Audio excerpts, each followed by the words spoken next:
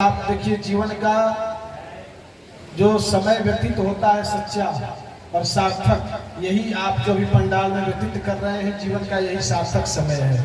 आप जितना समय से माता देवती कहती है कि ये बताओ कि भक्ति कितने प्रकार की होती है, तो भक्त 3 प्रकार के होते हैं।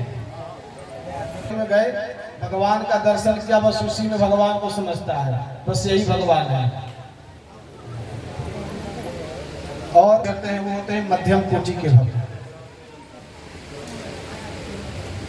और उच्च कोटि के भक्त वो होते हैं जो सिया राम में सब भजन जाने करहु प्रणाम जोरी जुग प्राण। वो सब में देखते हैं भगवान को, अपने प्रभु को, वो किसी में बादलाव नहीं करते, वो उच्च कोटि के भक्त होते हैं। और ऐसे भक्त के पीछे भगवान भागते हैं जो निष्काम होते हैं ना भक्त, जिसे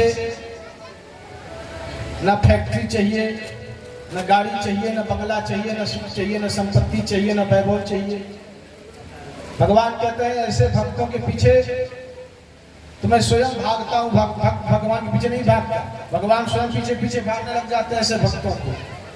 लेकिन हम तो ऐसे भक्त हैं कि भगवान के पास गए, 10 रुपए का दूध चढ़ाए तो कम से कम 10 लाख का डिमांड कर दिए। देखिएगा प्रभु दूध अर्पण कर रहे हैं, ये हमारा काम हो जाए। चढ़ा रहे हैं 10 रुपए का और डिमांड हो रहा है 10 लाख का। भगवान भी कहते हैं वाह रे भाई, क्या आनंद की बात है।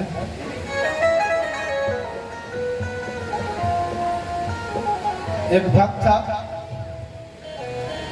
हमारे शंकर जी ऐसे है ना, भोले बाबा, बिल्कुल अवगढ़ फक्कड़ बाबा हैं ये। तो शिवरात्रि का दिन था, रात्रि में सब भजन कीर्तन किए, सब 1-2 बजे के बाद अपने अपने घर चले गए। तो एक चोर था, तो बेचारा सोचे किसका जहाँ, तो एक मंदिर दिख गया शंकर जी का, गया तो देखा तो कुछ है नहीं। शंकर जी के मंदिर में क्या है, शंकर जी के मंदिर में तो बस घंटी के अलावा और जलधारी के अलावा कुछ है ही नहीं। भाई अगर राम जी के मंदिर में जाता, कृष्ण जी के मंदिर में जाता तो कुछ मुकुट मिल जाते, कुछ कान के कुंडल मिल जाते, तीर धनुष मिल जाता, लेकिन यहाँ तो बाबा के पास एक घंटी के अलावा कुछ है नहीं। तो उसने सोचा कि क्या करें, बोले अब तो समय कुछ है नहीं, चलो भाई तो चोरी तो करना ही है। तो शंकर जी के ऊपर चढ़ गया, शंकर जी के ऊपर ही चढ़ गया और घंटी उतारने लग गया। तब तक भगवान शंकर प्रकट हो गए।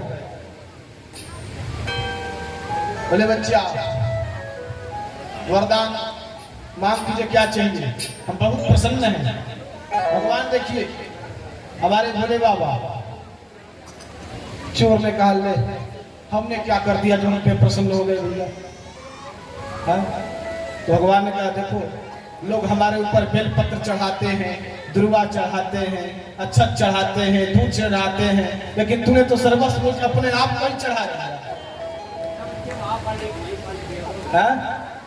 तूने तो अपने आप को ही चढ़ा दिया। इसलिए बोल तो हमारे भोले बाबा ऐसे हैं। तो नामदेव जी भक्त थे, नामदेव जी से भगवान कृष्ण का साक्षात बात होता था। तो भगवान से बोले आपसे एक शिकायत है। बोले क्या? बोले आपके भक्त बहुत दुखी रहते हैं, आप अपने भक्तों को कुछ देते क्यों नहीं? तो भगवान ने कहा देखो हमारे भक्त ऐसे हैं, देते तो हम बहुत कुछ है पर वो लेते ही नहीं है। बोले महाराज ऐसा कौन सा हो सकता है कि आप दो और वो न ले? बोले ये सही बात है, देते तो हम खूब है लेकिन लेते ही नहीं। बोले तो ये बताओ आपके भक्त थे राका और बांका, पति पत्नी दोनों, ये बेचारे जंगल में लकड़ी काटने जाते हैं और ये जिस दिन लकड़ी काटने न जाए और न बेचे तब तक इनकी भोजन भी नहीं चले। ऐसे हैं और इनके ऊपर आपको दया नहीं आती? अरे कुछ दे दो इनका, कुछ कल्याण हो जाए। भगवान ने कहा देखो देने का तो बहुत प्रयास करने पर ही लेते नहीं है। भगवान नामदेव ने कहा अच्छा चलो मेरे साथ चल के देख के देखो। भगवान गए, रास्ते में सोने की पोटली बांध के गिरा दी। पति पत्नी जा रहे थे तो जो पति था आगे आगे जा रहा था, पीछे पीछे पत्नी। तो देखा सोने की पोटली में कुछ मुद्रिकाएं बाहर पड़ी हैं। तो उसने सोचा कि कहीं पत्नी आ रही है, उनके मन में जरा लोभ ना आ जाए, इसलिए उस पर मिट्टी डालने लग गया। वो सोने की पोटली पे मिट्टी डालने लग गया। और पत्नी जब आई पीछे से देखी तो बोली महाराज ये क्या कर रहे हो आप? बोले क्या हुआ? बोले मिट्टी के ऊपर मिट्टी क्यों डाल रहे हो? तो इसका दिमाग और चकरा गया, बतावे तो हमसे भी 2 कदम आगे है, इसे सोना भी मिट्टी दिख रहा है। बोले आगे गए, भगवान ने कहा देख लिए नामदेव, इन्हें धन की भी नहीं, सोने को भी लोग मिट्टी समझते हैं, हमारे ऐसे भक्त हैं।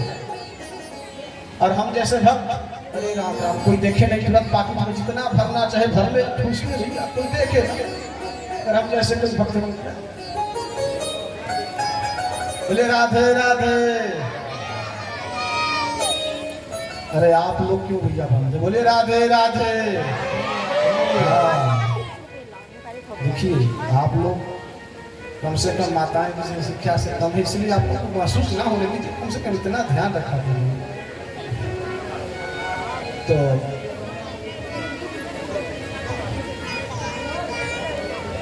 नामदेव कहते हैं कि अच्छा चलो ये लकड़ी काटते हैं, इनमें कुछ सहायता कर दो।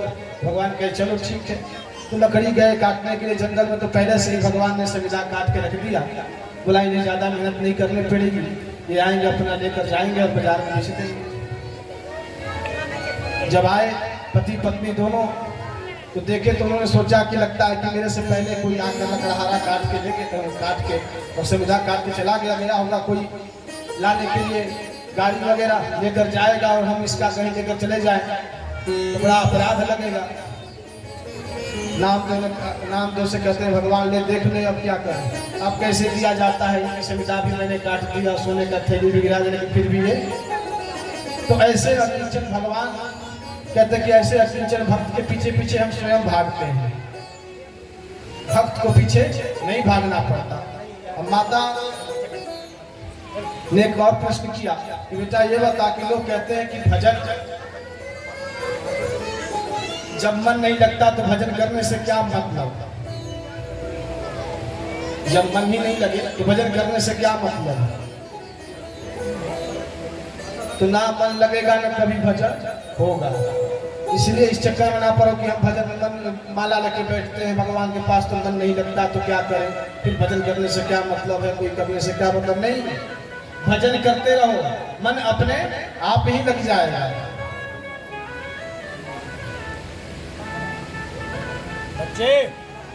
मन तो जब भजन चालू होगा ना तो मन अपने आप ही लगना शुरू हो जाएगा। भाव कुभाव अनख आलस हो, नाम जपत मंगल दिशि दस हो। भगवान का नाम तो कैसे भी लो वो कल्याण करने वाला है। जैसे आप समझो आप लोग किसान हो, आप बीज बोते हो खेत में, तो क्या डालते हो कि बीज छिड़कते हो तो क्या सोचते हो कि कोई खड़ा ही रहे, कोई पट न हो जाए, पट हो गया तो बीज नहीं निकलेगा, ऐसा होता है? आप तो सिर्फ बीज डाल देते हैं, वो खड़ा गया कि टेढ़ा गया कि पट गया कि उल्टा गया कि सीधा गया, हमारा काम था, हमारा कर्तव्य था डालने का, और उसका काम है वो उग जाएगा। उसी तरह भगवान का नाम जैसे भी लो, ऐसा नहीं